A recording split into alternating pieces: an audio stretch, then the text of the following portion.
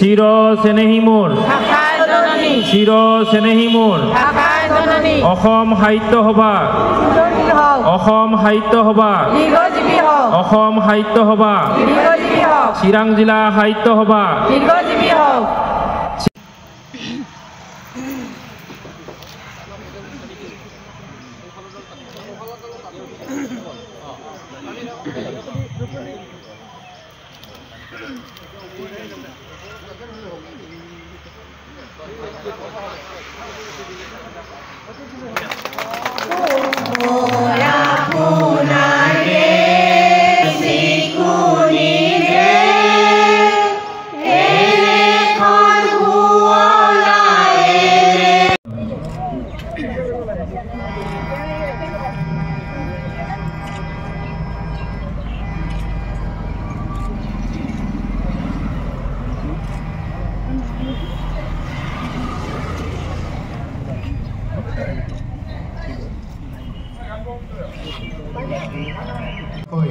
ইতিয়াৰ যি মণিপুৰ ত্ৰিপুৰা তেখেতলৈ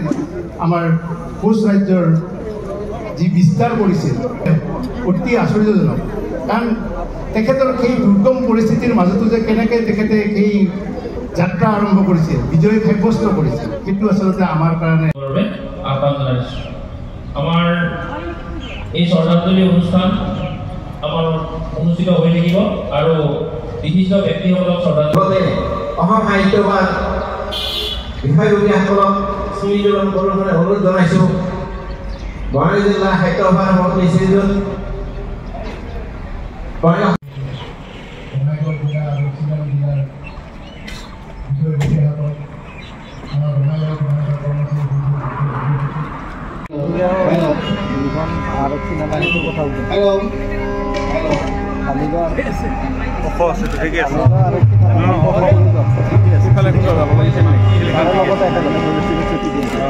ঠিক আছে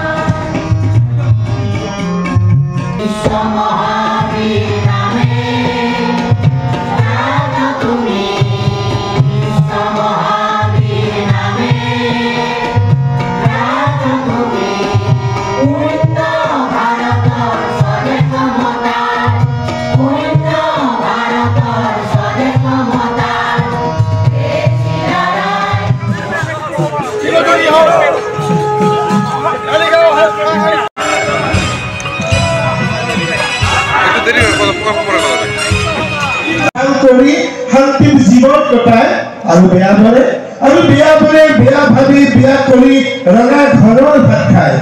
আৰু বেয়া ভাবি মেলিয়াইছে প্ৰখৰ ৰদৰ তাপত চকু চাট মৰা মাৰি ধৰা এককে নমনাত নিয়ৰত তিতা দুগুৰি মনত ঘৰ চিৰিকা কেন্দ্ৰ 514 সংখ্যক বিশ্ব মহাবীৰ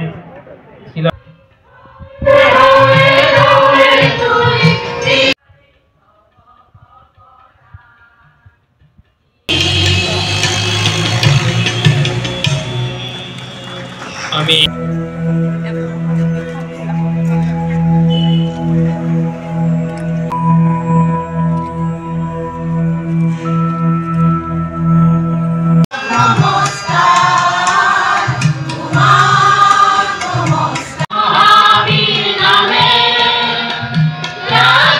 জড়িত প্ৰতিগৰাকী ব্যক্তিলৈ আমি শলাগ নিবেদন কৰিলোঁ মই আৰু মোৰ লগতে মোৰ পৰিয়ালে আমালৈ প্ৰেৰণ কৰিছে আমি তেখেতৰ আশু আৰোগ্য কামনা কৰিছোঁ বা তেখেতৰ গৃহলৈ গৈ আমি এই সন্মান সভাপতি মহোদয় আমি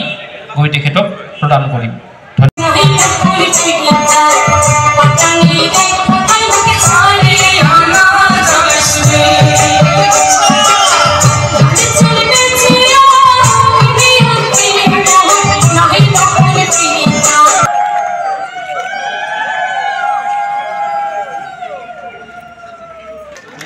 দিৱস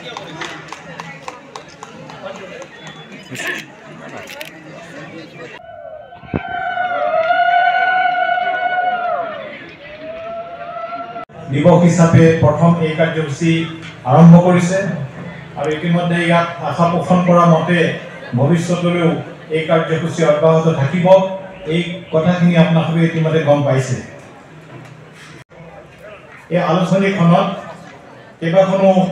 ছবি প্ৰকাশ পাইছে তাৰে ভিতৰত এখন ছবি প্ৰকাশ পাইছে বৃন্দাবনী বস্ত্ৰ শীৰ্ষক মই বৃন্দাবনী বস্ত্ৰ সম্পৰ্কে খুব চমুকৈ ক'ব বিচাৰিছোঁ আজি পৰা কিছু বছৰ আগতে মহাপুৰুষ শ্ৰীমন্ত শংকৰদেৱ বিষয়ক এখন পূৰ্ণদৈৰ্ঘ্যৰ চলচ্চিত্ৰ নিৰ্মাণৰ কামত ব্ৰতী হৈছিল ব্ৰতী হওঁতে অধ্যয়ন কৰোঁতে আমি কিছুমান বিষয়ত অলপ ৰৈ যাবলগীয়া হৈছিল সেই বিষয়সমূহৰ ভিতৰত অন্যতম এটা বিষয় আছিল বৃন্দাবনী বস্ত্ৰ কাৰণ সব কথা আমি নেদেখাকৈ এজন মহাপুৰুষৰ চলচ্চিত্ৰত যদি সন্নিৱিষ্ট কৰোঁ বিষয়সমূহ তেনেহ'লে ভৱিষ্যতৰ প্ৰজন্মই হয়তো কেতিয়াবা ক'ৰবাত আলোচনা সমালোচনাৰ যোগেদি বিভিন্ন প্ৰশ্নৰ উত্তৰ বিচাৰিব পাৰে গতিকে ছবিখন নিৰ্মাণ কৰোঁতে প্ৰত্যেক পদে পদে বিভিন্নজনৰ পৰামৰ্শ লৈছিলোঁ অভিজ্ঞজনৰ অভিমত গ্ৰহণ কৰিছিলোঁ এই কৰোঁতে আৰু প্ৰধানকৈ আমাৰ সম্বল হিচাপে থকা গুৰুচৰিত পুথিসমূহ আমি অধ্যয়ন কৰিছিলোঁ